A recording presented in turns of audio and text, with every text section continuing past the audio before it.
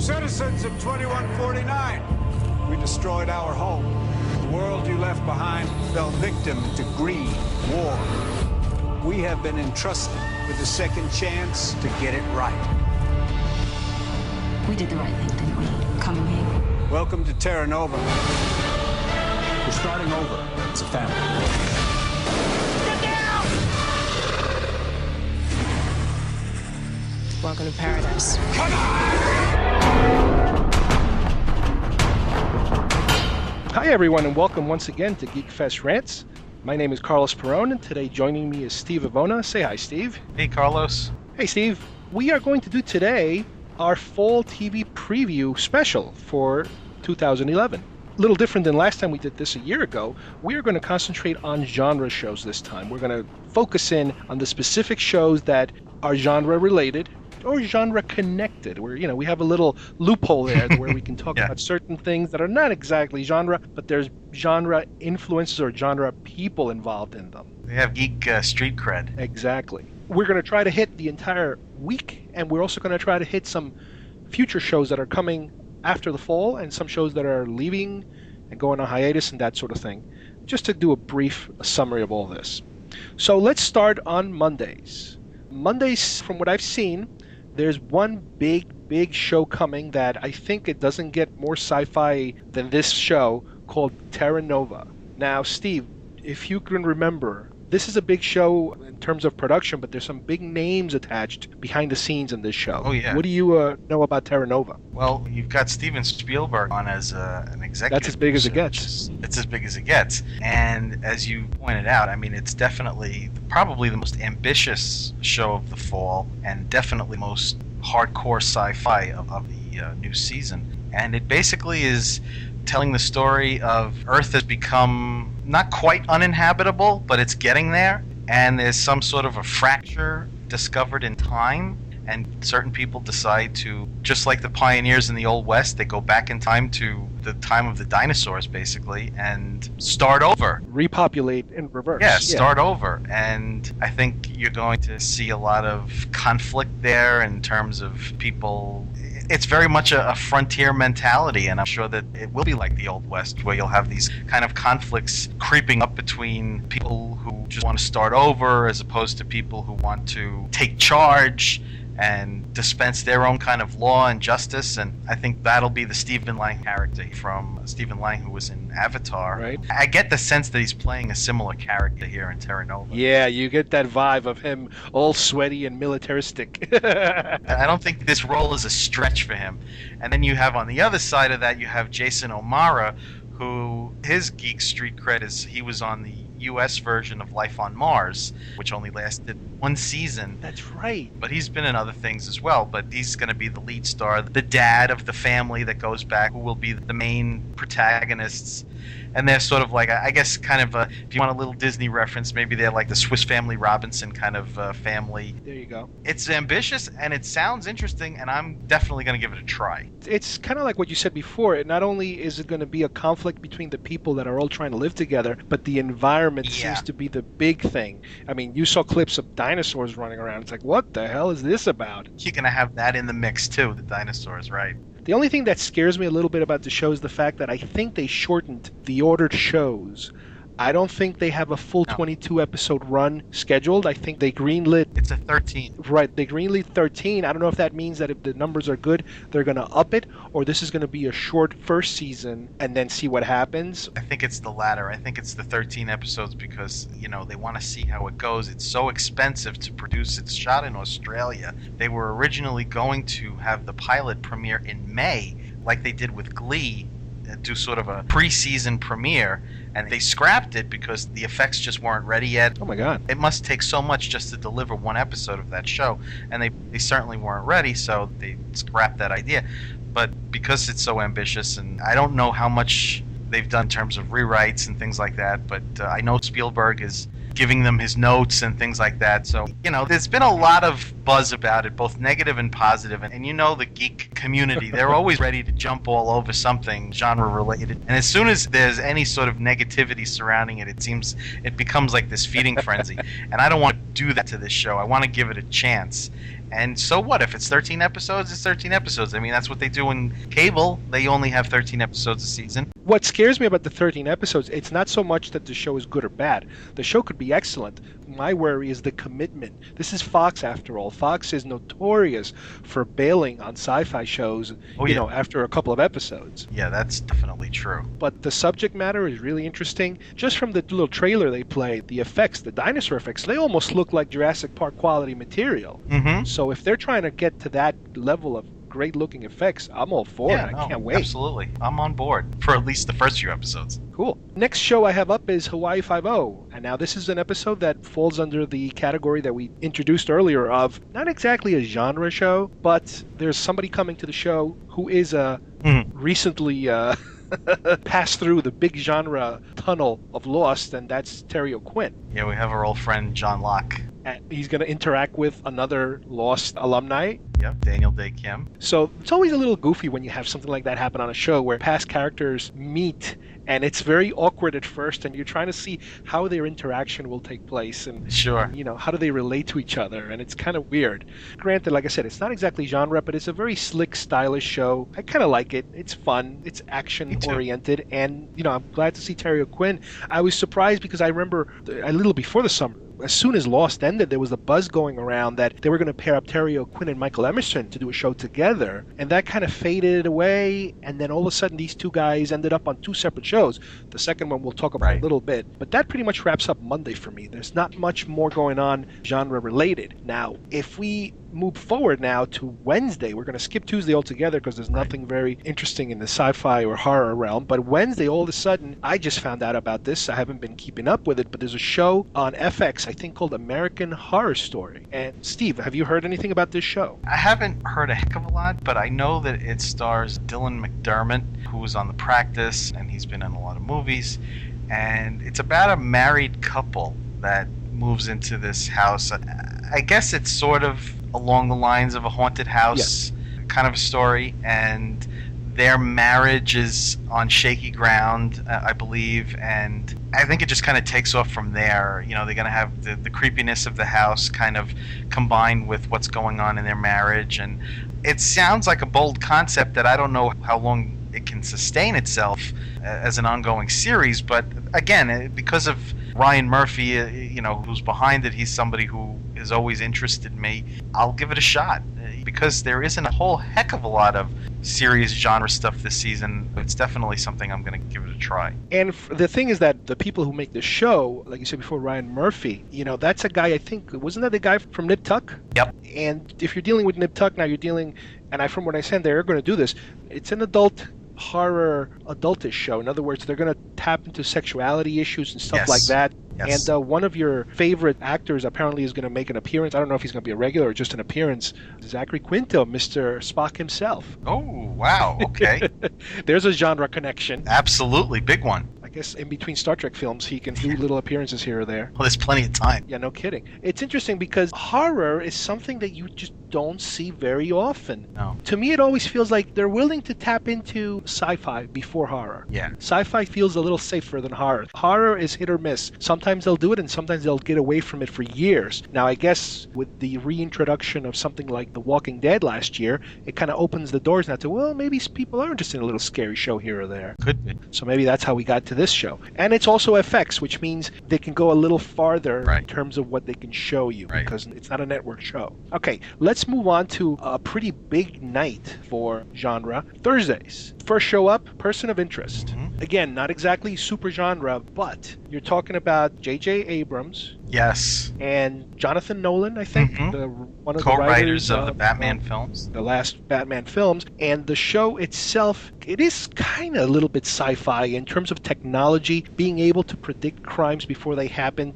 by technology, by preventing these crimes from happening, which it almost taps into a lot of things. To me, it screams a little bit of Minority Report. Absolutely. It also screams a little bit of Dark Knight. The whole thing about Batman having access to people's cell phones and everything in the technology to be able to watch people. And the show seems to capitalize on that. It's supposed to be some kind of a secret, quiet organization that is trying to prevent crimes through all this high-tech devices. And the biggest name that I would consider to be in this show is Michael Emerson, which brings us back to the Lost connection. He finally grabbed onto a show, and he seems to be playing kind of a creepy little character, very fidgety, and Which he's good at. which he's perfect. He's that character. And Jim Caviezel, who's been in, well, the last big sci-fi thing he did, I think, was the miniseries The Prisoner. Yes. But obviously everybody knows his name is Jesus Christ. But before he was Jesus, he had another big sci-fi film that I absolutely love, Frequency, with Dennis Quaid, That's a great film. which I think is one of the most underrated sci-fi films of probably the last 10 years. It's also a very, like, Field of Dreams-y kind of Yeah, film. Very yeah. emotional and touching. It's one of those guy cry movies. Uh, But yeah, I think he's a terrific actor, and the character he's going to play in this one, he's like a former agent who they think he was dead, and then Michael Emerson's character finds him, and he's a disheveled homeless guy, and he kind of cleans him up and gets him back to where he used to be, and he's kind of a badass assassin, CIA type. I'm very interested to see how these two actors interact. yes. It's just that you take Michael Emerson and you put him against somebody who's completely the opposite of him. Yes. That's what you want to see. You want to see those two going at it, basically. And from what I understand, the show will develop into like different phases. You will see a little at a time where things came from. And I believe they also mentioned they are going to use the flashback Storytelling device. storytelling device to tell you the history of these two characters individually from each other. So that's how they're Right. going to peel the onion a little bit at a time for us. But I don't think it's going to be quite as agonizing as Lost in terms of how they reveal things and how often they reveal things. Yes. Granted, it's J.J. Abrams, but you know how it works. These guys, they start the shows and they run away from them. They let somebody else take over usually. Exactly. Cool. Thursday, we also have a couple of returning shows. Genre in terms of the way that they talk and the things they talk about. Big Bang Theory, a comedy, which we both love. It's more or less, our lives just in different jobs. And with different wives and with different girlfriends. I was going to say all lives if we weren't married. A great show, very funny, and, they hit the right subjects. They always have the right lines. Yes. Most people get 75% of the jokes. We get 100% of the jokes. Exactly, which is why I love it. The other one is Community, which is less sci-fi or any kind of genre. It's a comedy, but they do a lot of references to a lot of films. One character in specific, Abed, he's like the huge geek in the group, and he has all that knowledge, and he delivers the lines really good. He also seems to almost reference the fact that they're in a TV show. It's almost like Yes. he knows they're in a TV show, which I love. And they do a lot of theme Yes. episodes, which are bizarre, because it's like, oh my god, I can't believe they're doing Yeah, this. I love it. I'd like to take a little break now and take the time to remind you guys that coming up October 13th, 14th, 15th, and 16th, we will be attending New York Comic Con. This year, some of the guests included are Mark Hamill, Kevin Smith, Chris Evans, Stephen Lang, Rose McGowan, Patton Oswalt, Mike Judge, and John Landis, to name a few. If you happen to have the time, come visit us. We're going to have our own table representing our show, Geek Fest Rants, and we encourage anybody to do it. Come take a look at what we do. We will be handing out some freebies for anybody who wants them, and like I said before, you get to meet these big Hollywood personalities, and you can attend some of the seminars. There's tons of them. You can come to the exhibitor hall where they have tons and tons and tons of exhibitors selling merchandise, comics, all kinds of stuff like that. So once again, that will be October 13th through the 16th here in New York at the Jacob Javits Center for New York Comic Con 2011. Hope to see you there. Up next, Friday. We jump to Friday now. Another big genre night. Oh boy, this is going to be a tough one. A simple one is Clone Wars, because we kept up with Clone Wars. I know you're not a big fan of that one, but I know for me and the kids, we love the show. It's a great family thing. It keeps the Star Wars flame going, Yes. all these years. And we're into it. Even Amanda, she finds her character she likes. Kyle has his characters.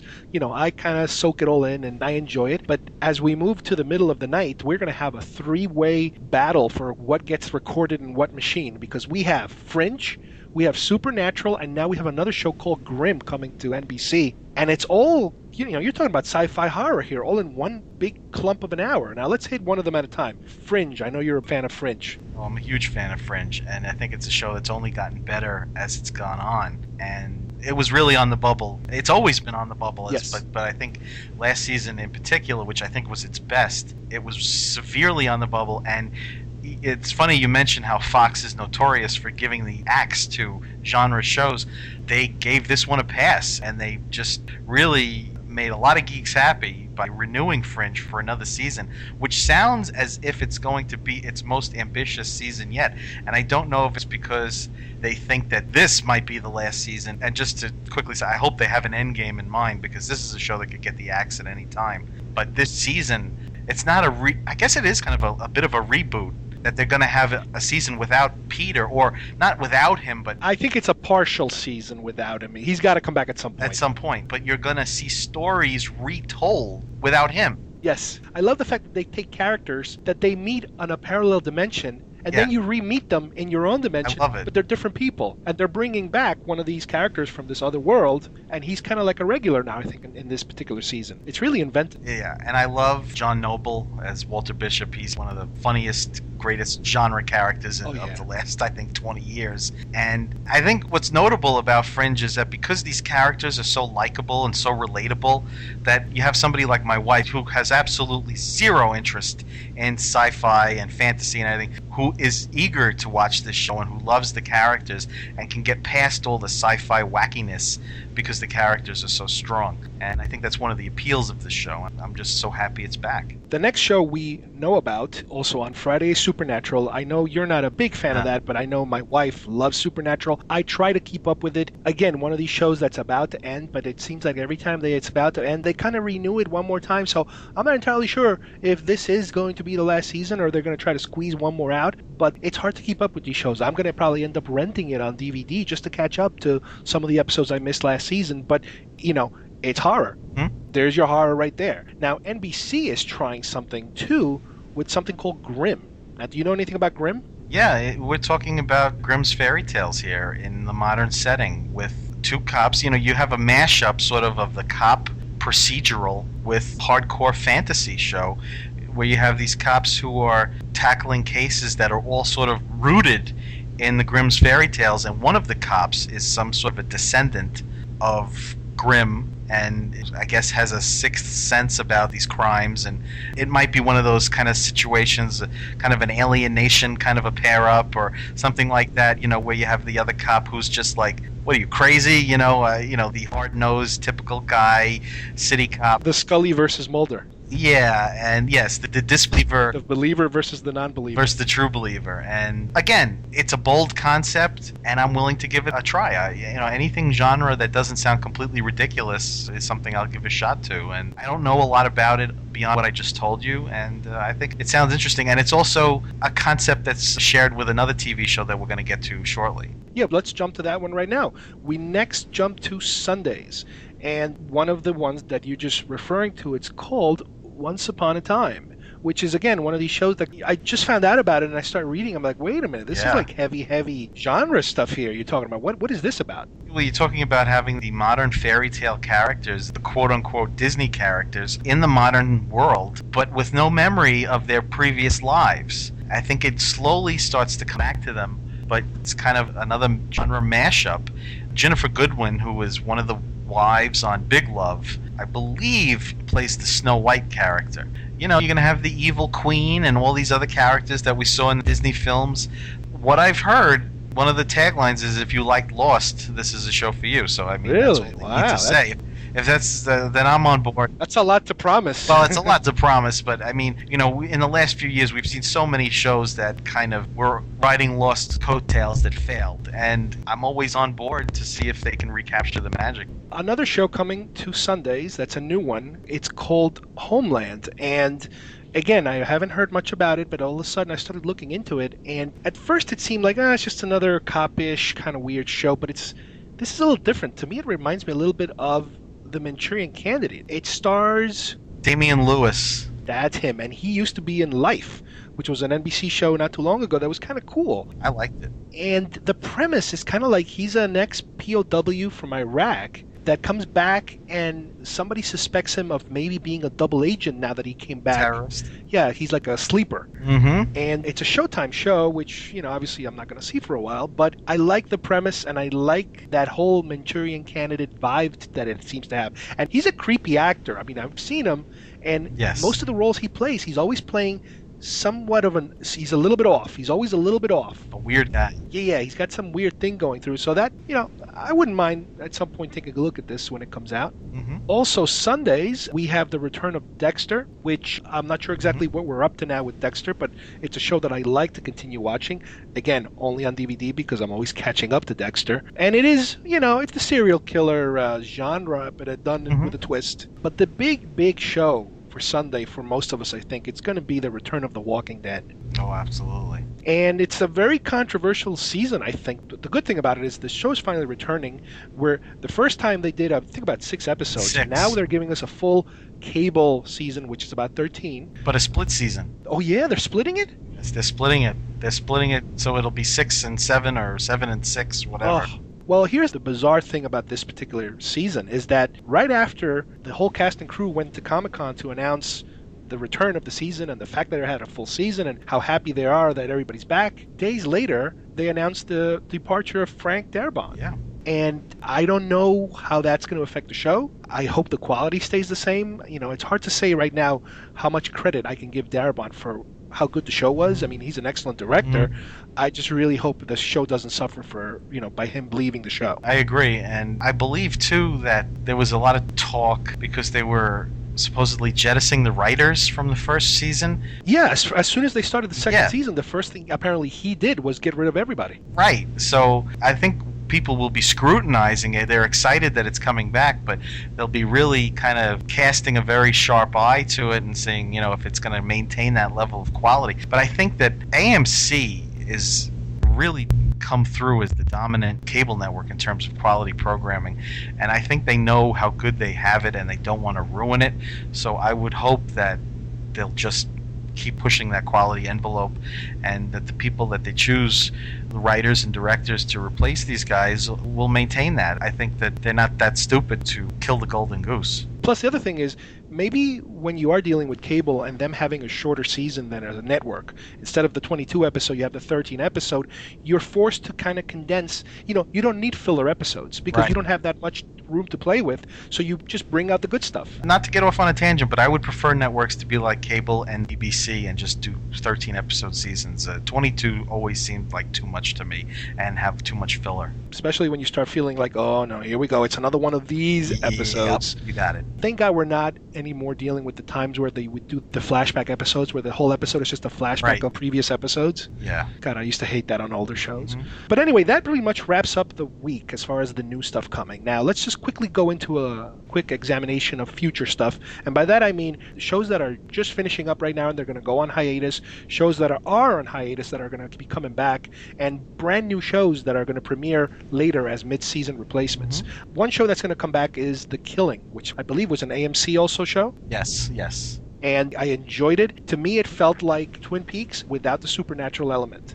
It had this vibe to it that was very energetic, very creepy, a lot of interesting characters, and a very good show. Did you have a chance to watch that one? Oh, I love The Killing. I thought it was terrific. Another one of the big players made it to the lead. Yes, and I was one of those people who was a little disappointed by the finale. They promised they're going to resolve it. Yeah, as long as it gets resolved, I'll be happy. And, again, I kept saying and speculating that, this doesn't sound like a one-off kind of a show, that they're going to want to continue it in some form or fashion, at least for 4 or 5 seasons. So I'll be very interested to see where they go, if they tackle new cases or if they're just going to continue sort of spinning out of this one case.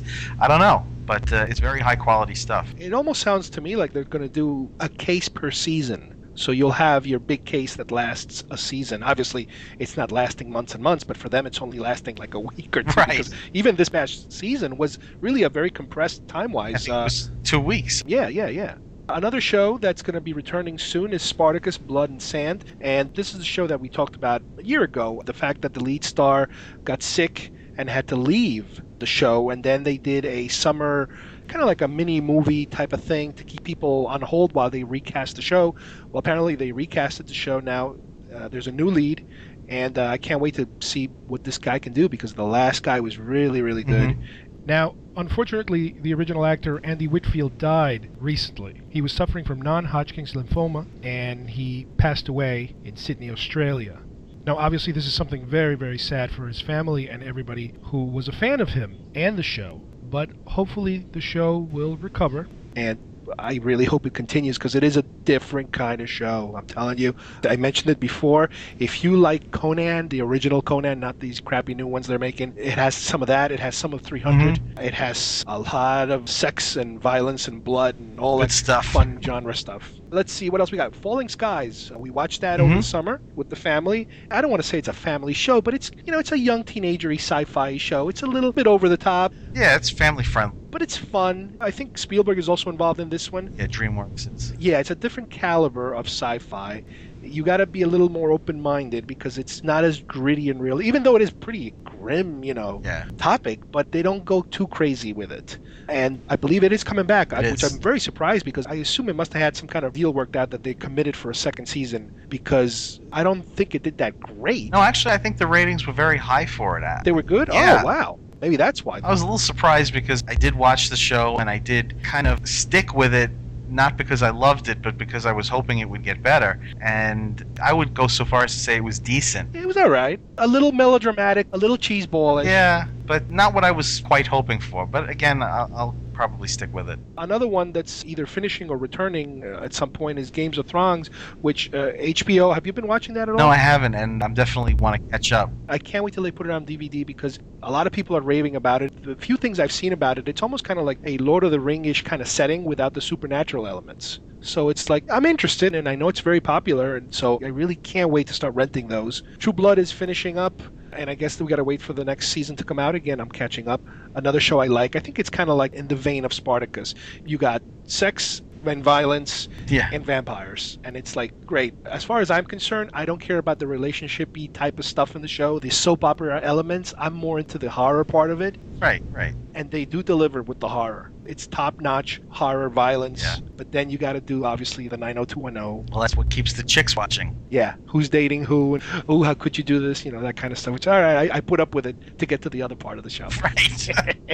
Another one that is going to be leaving and returning is Breaking Bad, which again, not exactly genre, but it's just such a damn good show. I can't stop talking about it. You have to mention it. And the other one that also falls under that category is Mad Men. Mad Men is coming back. Now, Mad Men has an effect on these other shows. Again, it's not genre, but what happens a lot of times is a lot of these other shows suffer because of Mad Men. Mad Men is so popular.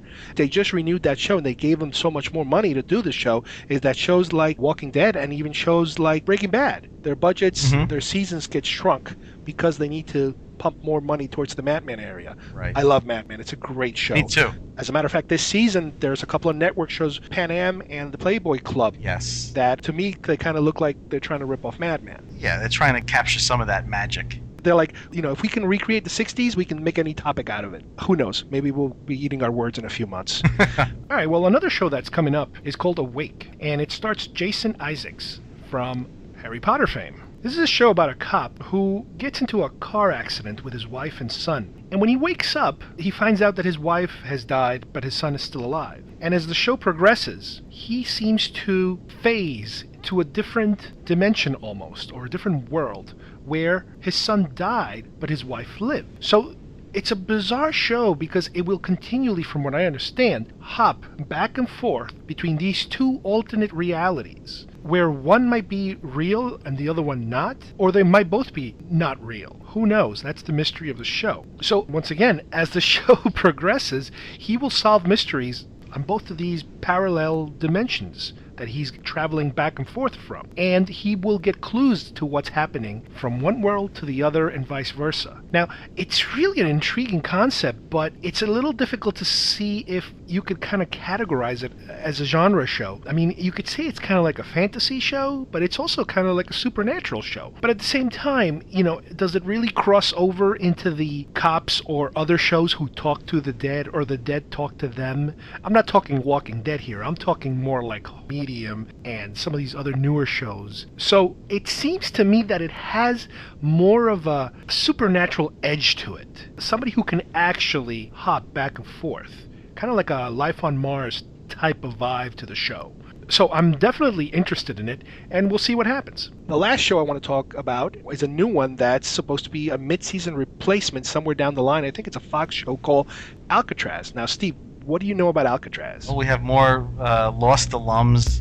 We have Jorge Garcia in this one, and it's got time travel involved in it, correct? Yeah, from what I understand, something about in Alcatraz, that apparently they're conducting some experiments back in the 50s or 40s or something, and for some weird reason, some of these high-profile criminals are showing up in modern time who were in Alcatraz in the 40s and 50s.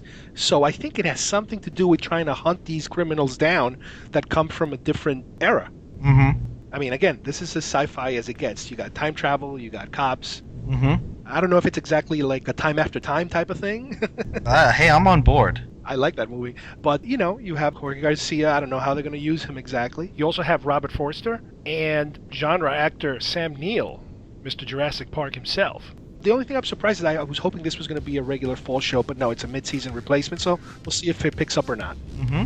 I think we pretty much covered all of the potential genre shows that are coming. I'd like to thank Steve for joining me, and we will see you here next time with a different episode or a commentary. You never know, you might get a film commentary every now and then on GeekFest Rants.